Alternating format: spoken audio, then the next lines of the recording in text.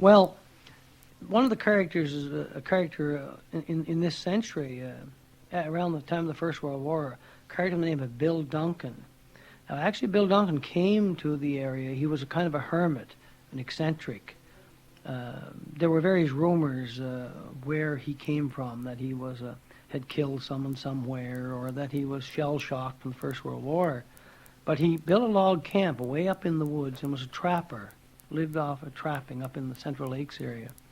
He didn't like people. He was a loner, and he didn't want people coming to visit him. He traveled a lot. There were rumors that he was also a deserter, but in any case, he had a very cold, fishy stare. His eyes, they said, that this is what the locals described him, that he had a scary look about him, a goat's eyes, one person said. But he had, when I remembered him in the 40s as a child, and he would come down the road, the old gravel road, with a gray beard, and he had a bundle on his back. He always carried furs down or traps or something. And he didn't like people, and children were very afraid of him. I remember as children along the little community, they'd be out on the gates. And this was a little woods road, actually, in that time. And he would come by, and he would look at them with that cold, fish-eyed stare, and the children would run. I mean, I remember of that. Like it obviously would, maybe there was nothing to it, but we believed it to be so, and of course, if we believed it to be so, it was our experience, and nobody, of course, led us to believe otherwise. Amusing incident with Duncan, he had a pet squirrel, and he was his only friend. Some of the locals said that he really didn't have friends. He didn't want any. But he had this pet squirrel, and the squirrel would sit on the old plank table, the old deal table they called it, and eat with Duncan. And he would take bread out of Duncan's hands, and he would feed him. Another trapper, an acquaintance of his, it was not a friend because I say he didn't have friends, Sandy Grattan his name. He came to Duncan's one cold winter night from trap lines, snowshoeing, and imposed himself upon Duncan to stay the night because it was late and cold and he was tired. He didn't know of this pet squirrel, and when Grattan was eating on the table, Duncan went out to get a bucket of water from a spring out in the forest. And while he was out, this squirrel jumped down off of the rafter, the log rafter, as his normal procedure with Bill Duncan. But he grabbed this slice of bread from Grattan, and Grattan was quite upset with this and quite surprised at this wild squirrel. And he impaled him on the plank floor, plank table with his fork. And at that time, Duncan returned and saw his pet squirrel, his only friend, impaled, the squirming squirrel being impaled with a fork on this old plank table. And, of course, he became enraged, and he grabbed a hunting knife and chased Sandy out into the winter night. And Sandy fled, fearing for his life. And he had to walk all the way to the village, which was a long way at that time. Sandy never returned to Bill Duncan's log camp again. Not surprised. No. And that was a true story. Yeah. Well, what got you going on the stories? Was it, I suppose, maybe just a natural thing to happen? I think everyone who grew up without media became a storyteller of sorts, or certainly they listened to people who were storytellers. The little country stores, you would sit there and people would tell you. I believe for example, the Dungarvan Hooper ghost to be a fact until I was probably in high school. I believed it to be the truth. I'm not really familiar with the story. Well, the Dungarvan Hooper is a poem by Michael Whalen, a local poet, fairly well known throughout this part of the country. He was self-taught, born in 1858. He was an angular man, about 6'7", tall, rather wiry character, and a very pleasant fellow, though. As I say, rather a gentle scholar, if you wish. He died impoverished in the poorhouse in 1937, was buried in a pauper's grave. The Dungarvan Hooper was based on an actual story. Around 1850, a young man from Prince Edward Island came to cook in a lumber camp up the Dungarvan River, which is a tributary of the Renous. And they stayed, of course, most of the winter in these lumbering camps. While he was there, alone with the foreman, he took suddenly ill and died. When the crew came back that night, they found that their cook, of course, had died rather strangely and mysteriously. And one thing they did notice, that from his belt, a money belt was missing. And at that time, people carried money belts. They suspected, of course, that, he actually, in fact, had been murdered, because why would the money belt be missing? And the poem, the Dungarvan Hooper, the author, he talks about the death, and he says, "A sad tragedy took place, and death won another race, when the young cook swiftly passed to the unknown." And he says, "From the day of long ago comes the weird tale of woe, the sad and solemn subject of my song." Whalen had a very good understanding of the forest, the deep forest. It was a haunting place, like we think of the forest today as a place of recreation. But the early pioneer feared the forest. The forest was a place where savage creatures lived. Eastern panther was here, the bear, and wolves. And people could be killed, and children oftentimes were, especially if they got lost. They feared the forest to be burned to death. You could easily burn to death in the fire. And, of course, the Great Miramichi Fire in 1825 burned over 500 people. They burned to death. It burned 135 miles in 8 hours. There was no escaping it. So they feared forest fires could cause you death in the frontier situation, getting lost in the forest. So the forest had a kind of an evil connotation in many respects, even though it was their livelihood. People had a dread in some way of the forest. Whalen, in his opening verses to the Dungarvan Hooper, he described the forest, beautiful as well, of course. And he says, the beginning of his story, "Far within the forest scene, where the trees forever green form a contrast to the beech and birches grey, where the snow lies white and deep, and the songbirds seem to sleep, and cease their sweetest singing all the day.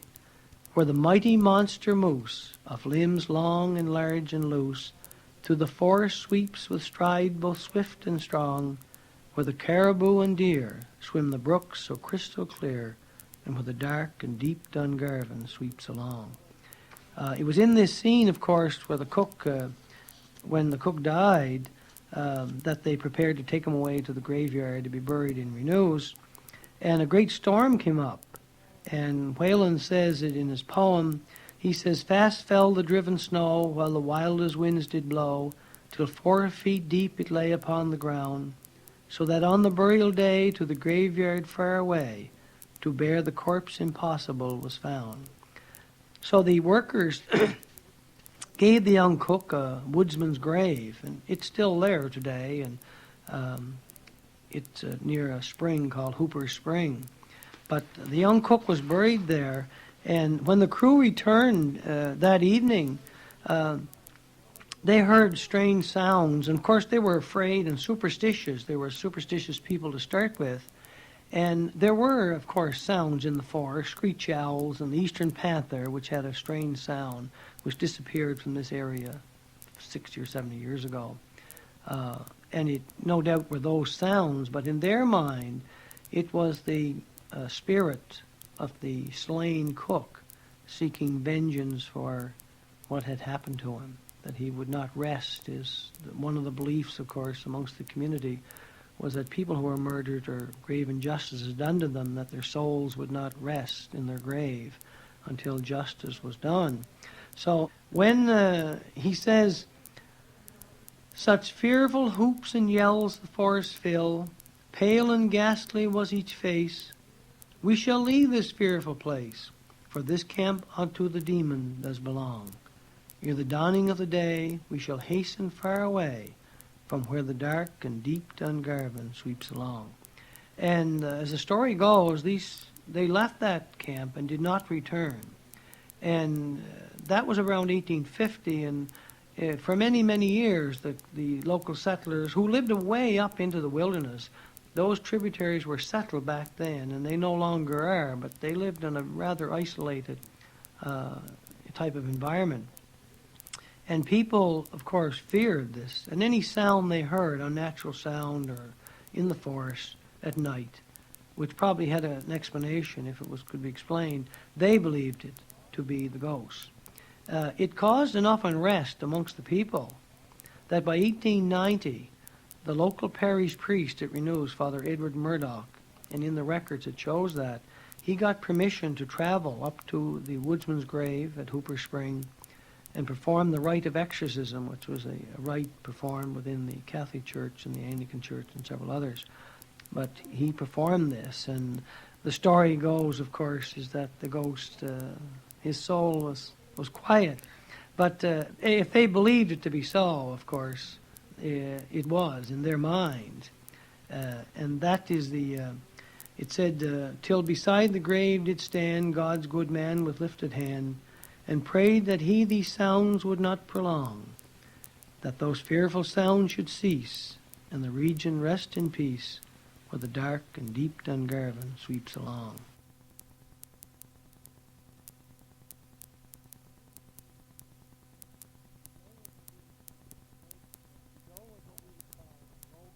Joe was what we would call a rogue poet.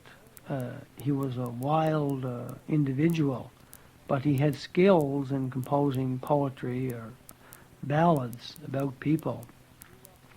Smith grew up, ran away from home when he was 14 and went away to the Canadian West and the USA and traveled a lot. And he got the name of Rovin' Joe, and he called himself that, Rovin' Joe. He fished and hunted, especially trapping. He trapped way up into the wilderness, up into the Central Lakes, which at that time was a long way. You had to walk on foot. And Smith lived like an animal in the forest. He was tough. He was a big man, very strong. They said could carry a barrel of pork on his shoulders, which is quite a feat. He was quite a scrapper. Nobody would mingle with Smith. He was very quick. He could turn what we call flying handsprings. And a man his size, it was quite a thing to do. And he actually could. These were not just stories, because Smith didn't die until 1912. So there were people alive when I was growing up, older men who still remembered Joe Smith. But he was good on logs. He could on river drives. He came back and married here and had children. But he always traveled and was always in fights. He partied all the time, and he would steal animals for these parties the crowds would have at night, and he was always playing tricks on people, changing their gaits and changing their animals from one barn to the other. He seemed to have an obsession with tormenting people. He was pleasant from people who were with him, but he was harsh in many respects. Like, life was harsh to him as well. In one of his poems, he mentioned something of the forest, and he talked about one of the lines that says, "The beasts of prey that howl by day and roam at will by night."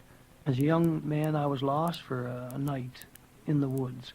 And the screeches of animals, hawks killing weasels, and animals with screeching out in their last screech before they die. It's a very noisy, cruel place, the forest at night. He also stole to sell sheep or whatever to the bootleggers, and there was a family, Connorses, who had their own still. And one of his lines, he talks about stealing sheep, and he says, $3 apiece without the fleece, and money it was shy, and tomorrow we'll be rory-eyed drunk in Connorses Rock and Rye.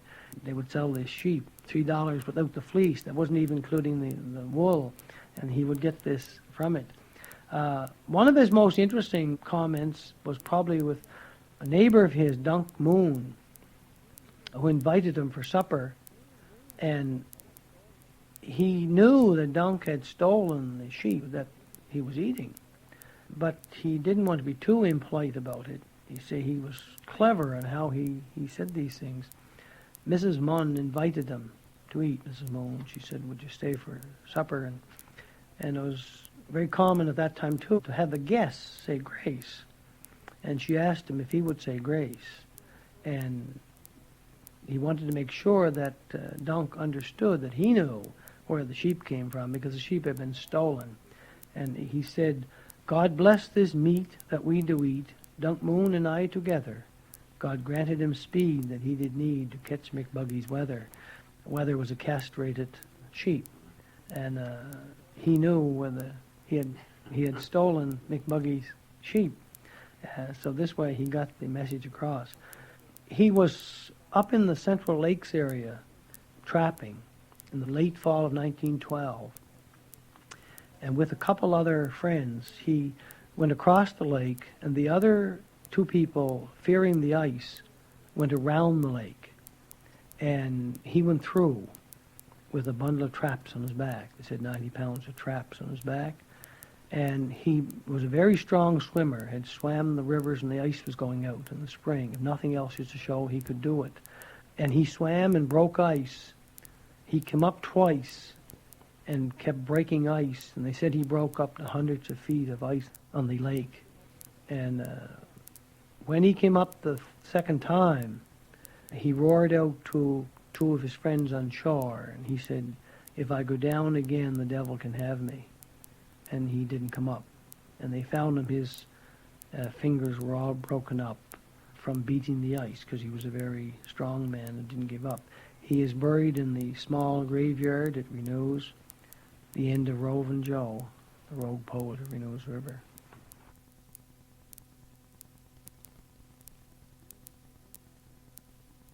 His name was Dan McAvoy. He was a tall man, about 6'5", very sharp wit and colorful language. He was fanatical, but always telling the truth. He told things exactly as they were to people in a pleasant manner, but he told it exactly.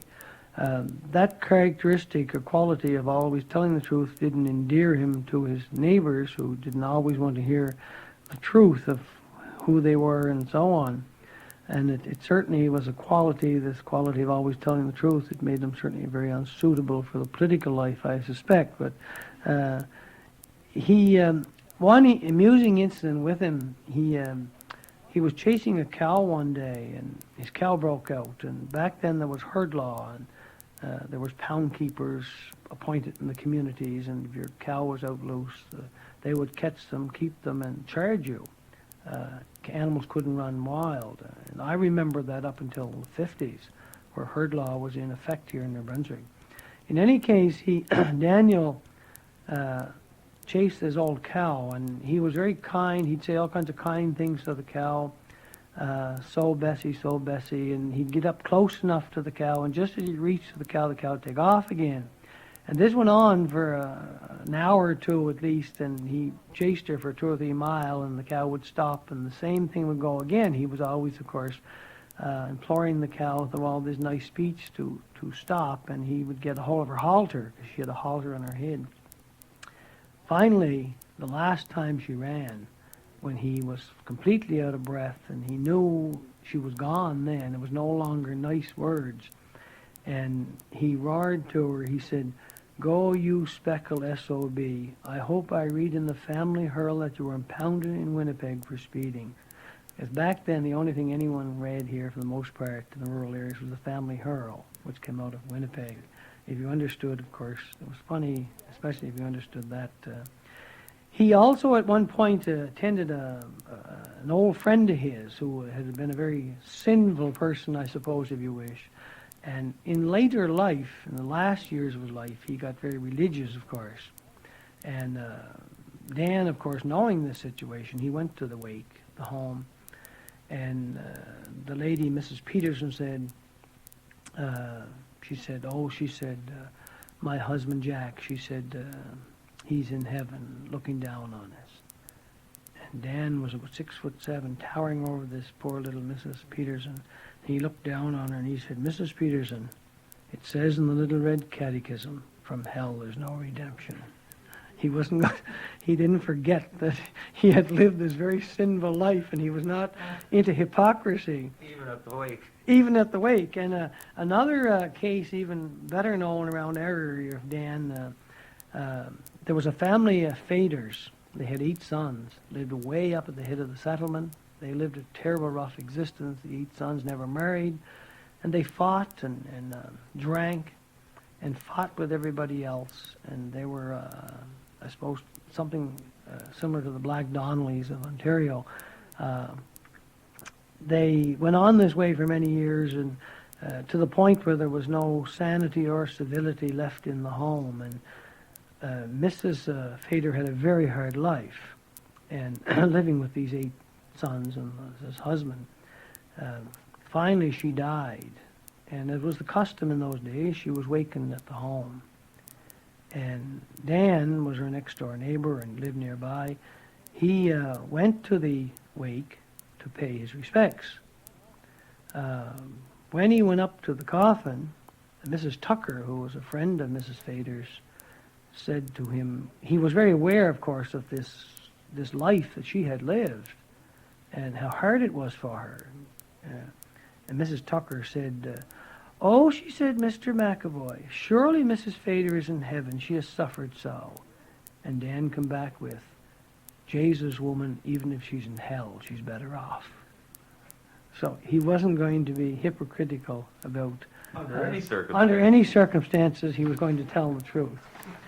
I have one last character of many characters, and I think this fellow is one of the most remarkable men I ever knew, really, from the point of view of survival, of the will to survive and being rugged,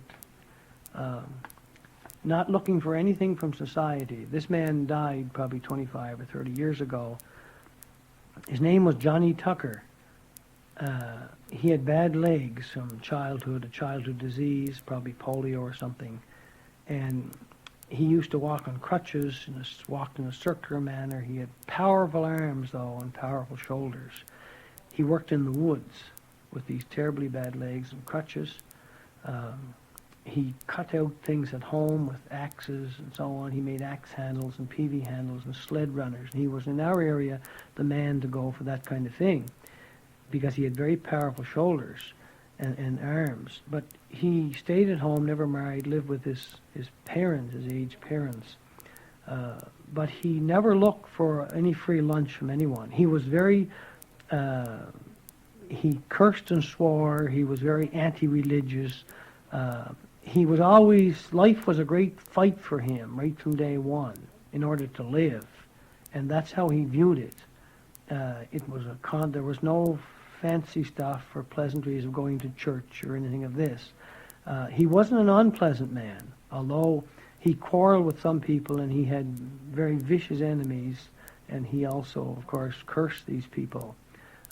He was someone who gave no quarter, but he was, many people still enjoyed him and liked him, but he had the will to survive. He wanted nothing for nothing. He, later life, he lost the use of both legs and ended the last 25 years crawling on his hands and knees. He still continued to cut his own firewood with buck saws. He sit on, and would saw the wood. He pushed it on little sleighs on his hands and knees and did this for years. He got wood to cut out for his axe handles and things like this in the woods. He would bring in his own water. He shoveled his own driveways and this kind of thing. He never looked for help from anyone. After his parents died, he continued to live alone. Some people were very cruel to him, and he looked on them, of course, as great enemies. And he had a terrible tongue for profanity, of cursing them. He cursed the heavens. He cursed everybody. The local parish priest, hoping to try to save his soul, went up to him sometime around the Second World War or after, when it was kind of in vogue, if you wish, at that time. People were going to Saint-Anne-de-Beaupré for cures, and buses were going from these little rural areas. And the parish priest went up, hoping to get an in with Johnny, and he suggested to him perhaps that he could go to Saint-Anne-de-Beaupré the good Saint Anne might cure his legs. And his only reply was, he says, "It would be a wasted trip, because Saint Anne knows that if she ever cured me, the first thing I would do is kill 3 SOBs on Renous River."